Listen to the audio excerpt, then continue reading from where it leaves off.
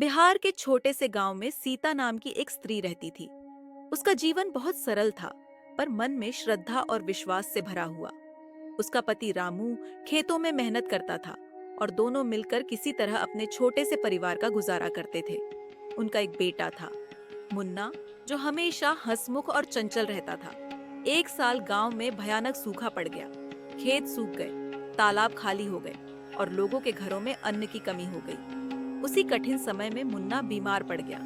दवा और इलाज के लिए पैसे नहीं थे।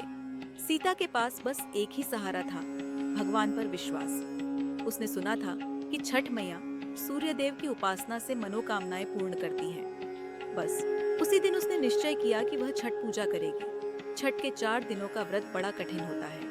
पहले दिन नहाए खाए में सीता ने स्नान कर केवल फलाहार लिया और रसोई को पवित्र किया।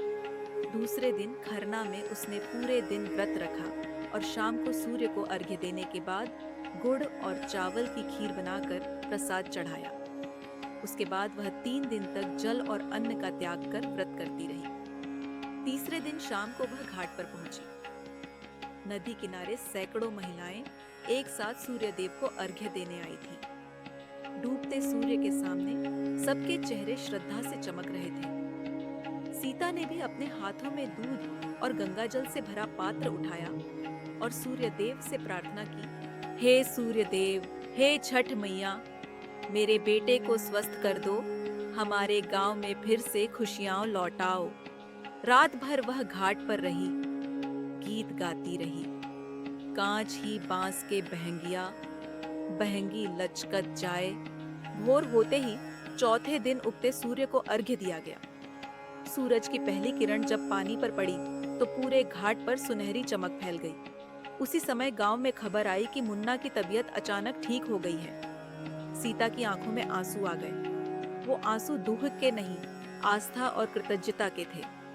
उसने महसूस किया कि छठ मैया ने उसकी पुकार सुन ली है। उस दिन से हर साल वह पूरे भाव से छठ व्रत करती रही। धीरे धीरे गांव के सभी लोग इस पर्व में शामिल होने लगे। घाट पर सजावट होने लगी, गीत गाए जाने लगे और छठ पूजा पूरे गांव का सबसे पवित्र त्योहार बन गया। सीता की कहानी आज भी गांव में सुनाई जाती है। एक साधारण स्त्री की असाधारण आस्था की कहानी। वह हमें सिखाती है कि कठिनाइयां चाहे कितनी भी बड़ी क्यों न हो, सच्ची श्रद्धा और विश्वास से हर संकट को हराया जा सकता है। यह कथा बताती है कि छठ पूजा केवल एक व्रत नहीं, बल्कि जीवन में उम्मीद, आस्था और प्रकृति के प्रति सम्मान का प्रतीक है,